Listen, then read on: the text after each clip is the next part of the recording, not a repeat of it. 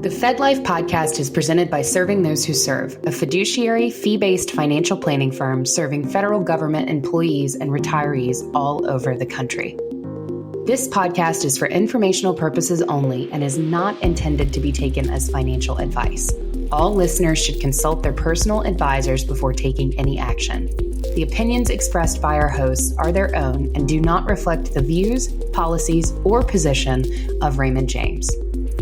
Securities are offered through Raymond James Financial Services, Inc., member FINRA SIPC. Investment advisory services are offered through Raymond James Financial Services Advisors, Inc. Serving Those Who Serve is not a registered broker-dealer and is independent of Raymond James Financial Services, Inc. And now, here are your hosts. Dan Sipe serves as a branch manager for Raymond James Financial Services and Serving Those Who Serve. Ed Zerndorfer is our guest and federal benefits expert in the space. Hello and welcome to this episode of the FedLife podcast. I'm your host, Dan Sipe. Additionally, I'm the branch manager here at Serving Those Who Serve and Lee Sipe & Associates. I want to begin, as I always do, by saying thank you. Thank you for taking the time to join us today, but also thank you for your service to the government, to the country, to me, to everyone. In normal times, you don't hear that enough. These are definitely not normal times. So you are definitely not hearing it enough now, but you will always hear it here. The other thing you're always going to hear on FedLife is my buddy, Ed Zerndorfer, the guru, is here and back once again as our part of our ongoing mission to reach, teach, and serve you, the career civilian Fed. Once again, we follow Ed's Fed Zone articles. Ed writes every single week in the Fed Zone, great stuff in there, white paper depth. You don't want to miss it, but this gives us one more way to reach and teach because some people like to watch or listen more than they like to read. Now, the fact that those articles are there means your notes have already been taken for you. So you don't have to try and scribble this if you're on the Metro or something like that. Now, today, we are tackling something that causes an unbelievable amount of anxiety for folks approaching retirement. And that's what actually happens after you submit that retirement application. Ed's written a great piece walking us through OPM's own retirement quick guide, which lays out the whole process step by step, the 5 stages, how long each one takes, and what you should do now to make sure it goes smoothly. So Ed, let's start with the big picture. You explained the retirement process is made up of 5 stages. Can you walk us through those 5 stages, give our listeners a sense of the timeline from the day they retire? Yes. Yes, there are 5 stages in the federal retirement process. This is true, whatever type of employee you are, CSRS, CERS, offset, FERS, any type of employee who wants to retire from federal service. The 5 stages are the retirement date. It starts right there. An employee decides he or she wants to retire. We're talking about an immediate retirement. They met all the requirements. So they pick a date and they retire. Now, I want to point out, that retirement date doesn't have to be a weekday. It can be a weekend. It can be a federal holiday. The employee normally does not show up for work anyhow. When that employee retires on that date, the effective date of their retirement is the first day of the following month. Now, there is some exceptions like CSRS, the service office employees. They can retire on the first or second and third day of the month, and their retirement comes effective on the next day of the month. All right, so that's the retirement date, and that's when the process starts going in terms of the agency. The agency now has to gather all the important information for the employee in order to send that information to, including the employee's retirement application, to OPM's retirement office located in Boyers, Pennsylvania. Now that process, that's the stage 2. It's called agency and payroll processing. It takes anywhere from 30 to 45 days to get the retiring employee's information together to send it to OPM. Now, it used to be by mail, and I think it still is. Since the start of the Trump administration, there's been the attempt to have it emailed to OPM's retirement office. It's been slow. It's not been that successful. So I'm going to stick with this 30 to 45-day time period in which the information is sent by the agency, the employees, all the information, personnel file, et cetera, to OPM in order for the application to be what's called adjudicated, which leads me to stage 3. This is where the OPM retirement office gets all the information and starts, as I say, adjudicating the application. What do I mean by adjudicating the application? It means that they have to make sure that the employee is actually eligible to retire. Do they have enough years of service? What is their information regarding their salary history over the past, particularly the last 3 years in which the employee probably earned their highest salary to calculate their high 3 average salary? Unused sick leave. Did they make any deposits for military service, for temporary service? This was all put together. And then also, as part of stage 3, I should say, OPM is going to make arrangements to have what's called interim annuity payments. What do I mean by interim annuity payments? Let's understand then that when an employee retires from federal service, they are going to receive either a CSRS annuity or a FERS annuity. Sure. Or a FERS annuity. That's part of their retirement. And OPM is actually going to calculate that. It takes some time to get it calculated because they have to make sure that all the information is there. And it may take them anywhere, OPM, during OPM's, what I call stage 3 intake process, anywhere from maybe 6 to 10 months to fully adjudicate the process, to get the final calculation of their annuity. But in the meantime, the employee has been retired, is not getting a paycheck, and they're not really getting any type of retirement. So OPM issues what's called interim annuity checks. And how much of those interim annuity checks I've seen as low as 30% of what they're really entitled to, maybe as much as 60 to 80%. But once OPM has fully adjudicated that application, they will issue the first full annuity check. I want to point out that when the retired employee gets that first full annuity check, OPM will add to the first full annuity check what they didn't pay the employee during those months in which they were getting those annuity checks, getting those interim annuity checks. They make up to it. But as we'll talk here in a few moments, the employee better have some extra money lying around to help pay the bills because they're not getting a full annuity check, and they're not getting a paycheck. Gotcha. And so, Ed, that's a great point about that interim payment because otherwise, waiting 10 months for your first annuity check would be pretty scary. And you mentioned that it's a portion, but also the folks still have their health insurance, right, during this time, and they can also track the application online, correct? Yes, I get this question quite often when I've been conducting seminars and webinars. Gee, what about my health insurance? I'm getting this partial annuity check, and I was told that my health insurance premiums, I'm eligible to keep my federal employee health benefits in retirement. If I'm only getting an interim annuity check, does that mean I'm not insured because they're not taking any premiums out? Well, the fact is, OPM is not taking health insurance premiums out of the interim annuity checks. However, the employee has full insurance for FEHB benefits for themselves, their family, spouses, and children under the age of 26. So they don't have to worry about that. And keep in mind also, some employees have dental and vision insurance. Same is true. No premiums are being deducted, but they're insured. But once the full annuity check is issued, once that comes, OPM, in addition to making up any portion of the payment they didn't pay with the interim payments, they will also deduct all the premiums that should have been deducted from those annuity checks with that first full annuity check. Gotcha. And how about tracking the application online? Yes, a retiring employee has retired, can track the progress of their retirement application online. It's called Retirement Services Online. I want to mention the website because I tell employees, even if they don't do it when they're waiting for their application to be adjudicated, once they are retired, they should set up a Services Online account in which they can get into the retirement account to make, among other things, change their federal and state withholdings, things like that. So that website is www.servicesonline, one word, .opm.gov, in which they can actually, once they set up that account, they can actually track the progress of the adjudication of the retirement application. Gotcha.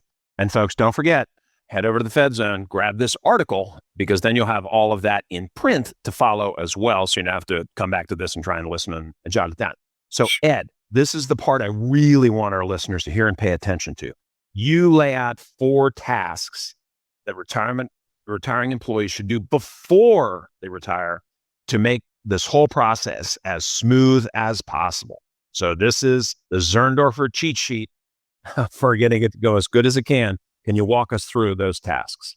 Those tasks are, first thing, download their personnel records. If their agency, and most agencies have what's called EOPF, Electronic Official Personnel Folders, EOPF. And all the important forms that a retiring employee needs are in that EOPF. Now, here's the problem. Once an employee retires, they no longer have access to that EOPF. That's a big one. So before an employee retires, they have to download everything in that EOPF. And why do I say that? Because in the process of adjudicating an application, the OPM, number one, might be missing something, maybe the agency forgot to send something, okay? Or there might be a dispute. What's an example of dispute? Federal employee had made a full military deposit, okay? They made a full military deposit. When you make a full military deposit, you get credit. When it comes to your annuity, you add those years that you served on active duty, added to the years for purposes of calculating annuity, and the employee paid for that. They made a deposit, including interest, made a full deposit. OPM is supposed to send out a letter to the employee telling them that they made a full deposit and their service computation date accordingly will be adjusted accordingly to give them credit for both what's called entitlement for purposes of entitlement to retire, years of service, and in the calculation of annuity. Problem is, the proof is in the EOPF. It's in there. The letter should be in that EOPF. And OPM still, when they got their information from employee information from the agency, it wasn't there. Well, the employee has a copy of that letter. They had it in the folder, and they downloaded, and that's what they need for their proof. Okay, that's just one example. You have to do those records because once you retire, it's over. You cannot do anything when it comes to your EOPF. It's gone. Absolutely. That is a huge point, Ed. Go ahead. I'm sorry. No, I said that's a huge point. I agree with you, sir. Second thing that employees should do before they retire, they should complete payments for any open service credit accounts. Make your deposits when it comes to temporary service. If they're eligible to make a deposit for temporary service. If they're eligible to make a deposit for military service. If they're eligible to make a redeposit. They left federal service, they withdrew their contributions to CSRS or FERS, and if they make a redeposit, they will get credit for calculation of their annuity. It's money in the bank. These deposits, the redeposit, have to be completed by the time the employee retires. Once they retire, they can no longer make those deposits. In my opinion, you're leaving money, you're throwing money out the window by not making them deposits. Okay, so make sure they have completed their deposits before they retire. So the third thing, check supplemental documents. Include all documentation required for the retirement application. What does this include? Marriage certificates. If you're going to give a survivor annuity to a spouse, you have to have a copy of your marriage certificate in the application. Military service records, if necessary. Court orders. Court orders for what? Federal employee was married, divorced, and their former spouse, through a court order, is entitled to a part of their CSRS or FERS annuity. That court order, if OPM doesn't have it, has to be part of the records. Because if OPM has not any record of that divorce through a court order, OPM is not going to do anything. It's going to hold up the application. That's what I'm saying. So make sure that if you have a court order that demanding that your spouse receive a part of your annuity and or a survivor benefit, that a copy of the court order is in your application for retirement. If OPM does not have it. Those are the important thing. It's important things that should be included in the application. And the fourth thing, Dan, is that, and this is a biggie, if a federal employee is retiring, has been enrolled in the Federal Employee Health Benefits Program, and they've been told that they are eligible to keep their federal employee health benefits in retirement, they are, but only under the following conditions: that federal employee has been enrolled in the Federal Employee Health Benefits Program for the 5 years, ending on the day they retire. Well, actually, I'm not saying on the 5 years ending on the day of their retirement. Yes. 5 continuous years, Dan. If they ever dropped out within any of those 5 years, they're not eligible to keep it. Now, I want to make the point, however, that if we have a married federal employee married to another federal employee, and that one who's retiring has been under the other federal employees, their spouse's federal employees, that counts towards the 5 years. But there has to be something in that. You have to be sure that is the case. Once you retire, oh my God, I dropped out of the federal employee health insurance in last year. It's too late. I've seen this happen. I've seen cases where a federal employee came into the government at the age of 24, single, worked for 30 years. I think she came in at age 23,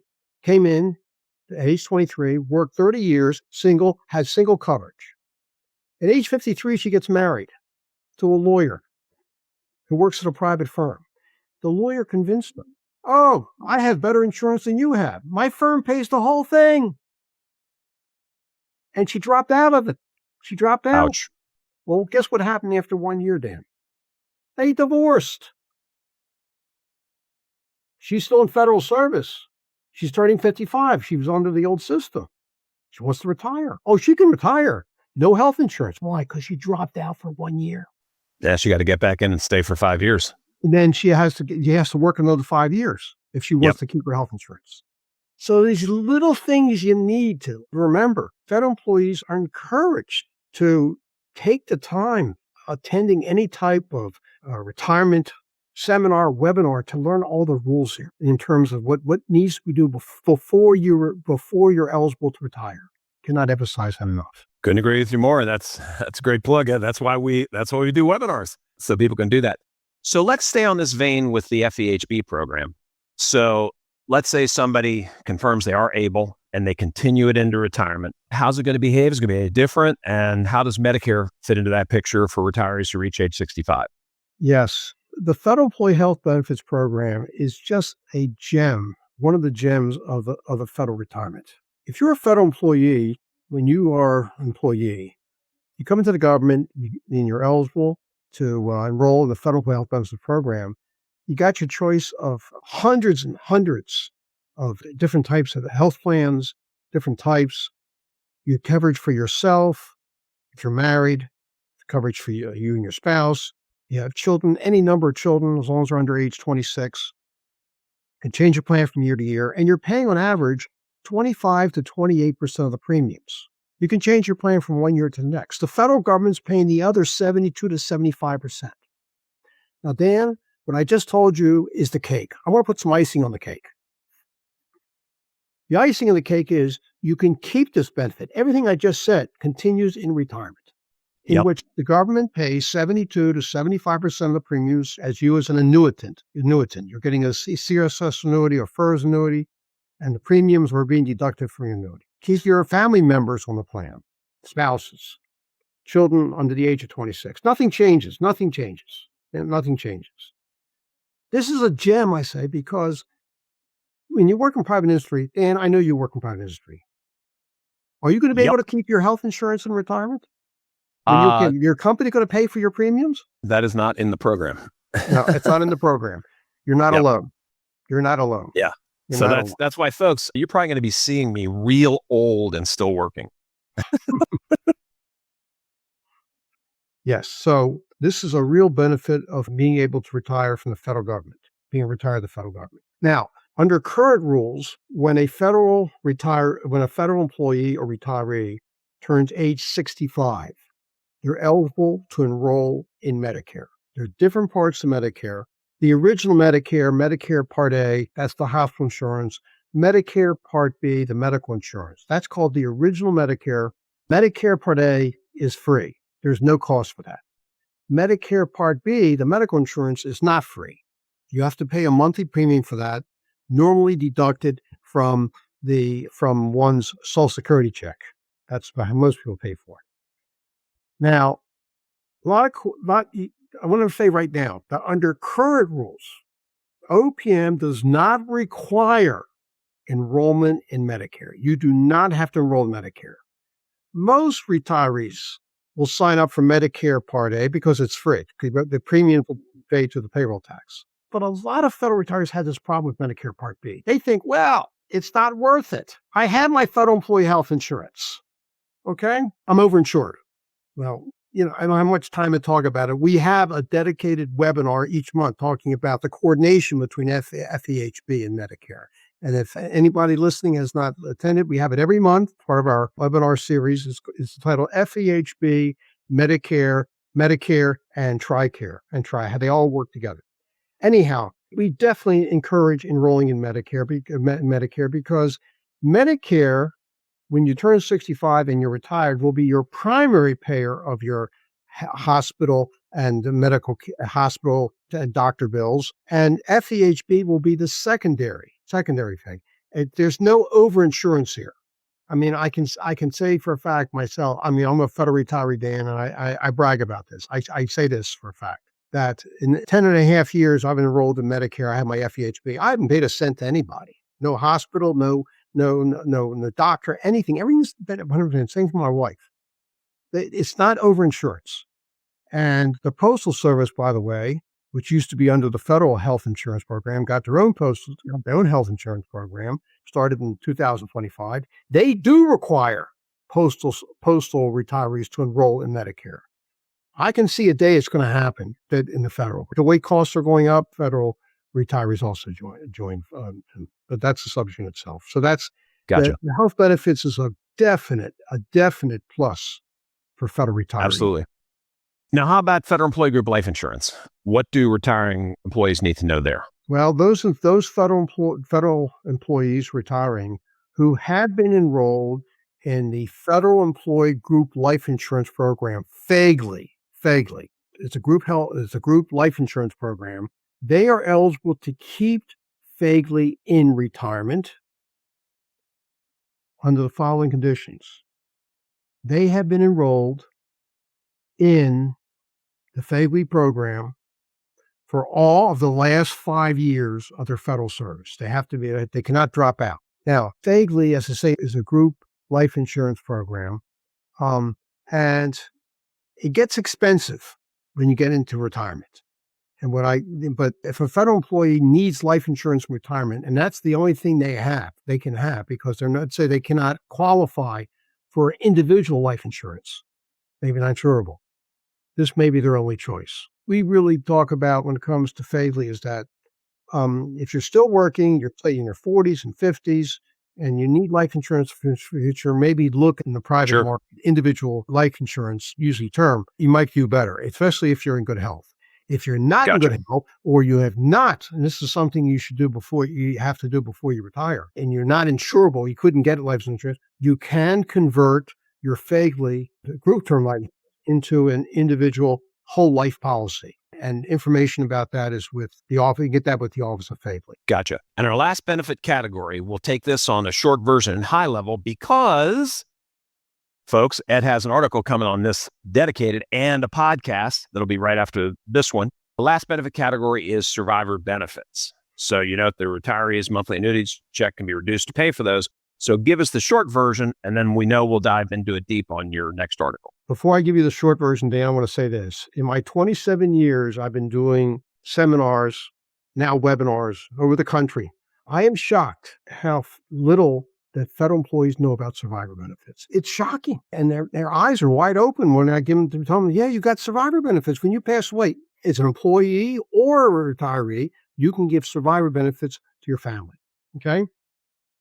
And these survivors, I'm talking about family, includes spouses, former spouses, make a court order there, something like that, children, and dependent parents you can give. I want to just mention that the spousal survivor annuity is especially important. It is so important because when you're married and you have a spouse who's on your federal employee health insurance, and you take your federal employee health insurance in retirement, in order for your spouse to retain the federal employee health insurance, in the event the retiree predeceased your spouse, you have to give your spouse a survivor annuity. Doesn't have to be the full amount. We're going to be talking about how much you can give your spouse, but you have to. If you do not give your spouse a survivor annuity and you pass away, your spouse is going to lose access to the federal employee health insurance. Or they could get what's called spousal equity. They'll have to pay the full price. They're not going to get the government to pay 72 to 75%. Very important. Gotcha. Okay, Ed, let's close with the flip side. We talked about all the things to make the process smooth. But there are certain things that can cause significant delay in retirement processing. So what are the things that tend to gum up the works so people know not to do them? Okay, I have a list here. 6 items. Court orders, such as a divorce, a property settlement. It's a court order. You have to give away property. It's sent to OPM to tie up your retirement. Court orders usually require an additional step in OPM's retirement process and are sent to OPM's. They have a branch, OPM has a branch called the Court Order Benefits Branch. They review these things. Okay. Here's another item. Service as a law enforcement officer, firefighter. These are special provision employees. Okay. Supreme Court police, nuclear materials carriers are granted they have a special annuity computation. Their annuity is calculated a little bit differently. 3, service as a part-time or intermittent federal employee. There's a separate calculation for part-time service. In fact, one of the FedZone columns, I think 2 of them. I did 2 columns on the effect of part-time service. If you go to www.fed-zone.com under the search engine, just put the word part-time service. Those FedZone columns were there. You can download it and read it. The effect of a part-time service on a retirement. 4, having federal service in multiple federal agencies. 5, missing documents and forms, incomplete or incorrect information in a retirement application. I always tell retiring employees, review the items in your retirement folder, okay? The more clean your retirement folder, more complete the documents, everything, the faster it'll take OPM to adjudicate your application. 6, moving without updating one's address with OPM. Okay? Please make sure OPM knows where you are. Well, that's a great point, Ed, but I'll bet it trips up a bunch of people every single year when they retire. Ed, I'll say it again. This is exactly the in-depth, behind-the-scenes knowledge that our feds need to know to go into retirement with confidence instead of just crossing your fingers and hoping for the best. And thank you as always. I still don't know how you keep it all straight, but I'm glad you do. And folks, that's a wrap. We are Serving Those Who Serve. Be sure to subscribe to this YouTube channel on YouTube and Spotify. It's an important thing because yes, it'll let you know when we put out a new episode, but also what you're doing is you're saying, this was helpful and more feds should see it. Okay. Please remember to share it with your friends and a few strangers. Check us out on our live webinars every single week. Just go to the SWS website, swserve.com. You'll see the webinar button. Click it. That'll take you to the landing page. You'll see the whole menu. Yes, the guru will come to you, reach you where you are, teach you where you are, and above all, serve you where you are. Sign up for one, sign up for all. Share that page with your friends, though. I guarantee they'll thank you. And be sure to read Ed every single week in the Fed Zone. That's fed-zone.com. So, wrapping it up, for Ed, the crew at Serving Those Who Serve, and me, Dan Sight, good luck, Godspeed, and above all, remember, it's your Fed life. Make it a great one because you deserve it. Stay well, everybody. We are out.